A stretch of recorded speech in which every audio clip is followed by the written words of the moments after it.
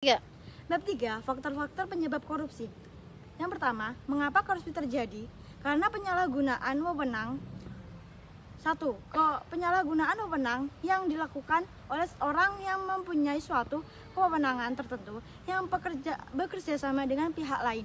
Yang kedua, penyalahgunaan wewenang yang dilakukan oleh pejabat yang mempunyai wewenang istimewa dengan memperkeluarkan kebijakan tertentu. Yang ketiga, penyalahgunaan wewenang pejabat untuk mengejar tujuan dan kepentingan tertentu dari kelompok pejabat. Faktor pendorong terjadinya korupsi ada 2 faktor, yaitu faktor internal dan faktor eksternal. Faktor internal merupakan penyebab korupsi yang datang dari diri pribadi, sedangkan faktor eksternal adalah faktor penyebab terjadinya korupsi karena sebab dari luar.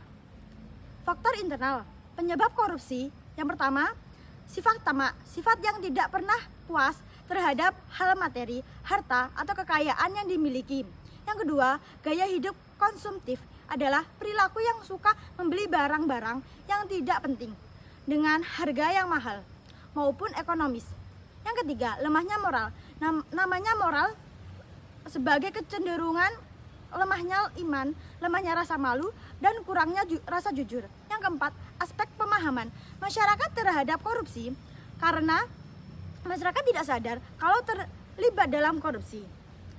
Faktor eksternal penyebab korupsi terjadi sebagai akibat pengaruh lingkungan di sekitar individu yang menyebabkan adanya perubahan perilaku pribadi dan mendorong individu untuk melakukan perbuatan korupsi. Terdapat 5 aspek faktor internal. Yang pertama, aspek sosial, kehidupan sosial seseorang mempengaruhi dalam mendorong terjadinya korupsi, terutama keluarga. Yang kedua, aspek ekonomi, penghasilan yang tidak sesuai dengan kebutuhan yang diperlukan. Yang ketiga, aspek politik, keyakinan bahwa politik untuk memperoleh keuntungan yang besar menjadi faktor eksternal penyebab korupsi. Yang keempat, aspek hukum yang tidak jelas aturannya, pasal-pasalnya, dan kecenderungan hukum dibuat untuk menguntungkan pihak-pihak tertentu. Yang kelima, aspek organisasi memberi andil terjadinya korupsi karena membuka peluang atau kesempatan. Teori Forthright. Dalam teori Frog ada 3 tahapan yang penting mempengaruhi seseorang untuk melakukan korupsi, yaitu tekanan, kesempatan, dan rasionalisasi. Bab 4, dampak masif korupsi. Dampak masif di bidang ekonomi. Yang pertama, penurunan produktivitas. Hal ini dapat menyebabkan pengurangan jumlah karyawan atau PHK, lalu akan banyak pengangguran yang menyebabkan angka kemiskinan meningkat. Yang kedua, menurunnya pendapatan negara dari pajak oknum pegawai pihak yang memanfaatkan kesempatan buruk ini untuk memperkaya dirinya sendiri. Yang ketiga, meningkatkan utang negara. Adanya korupsi, justru hutang itu akan semakin bertambah. Yang keempat, menurunnya pertumbuhan ke ekonomi dan investasi. Dengan adanya tidak korupsi di suatu negara akan menyebabkan para investor dari luar negeri.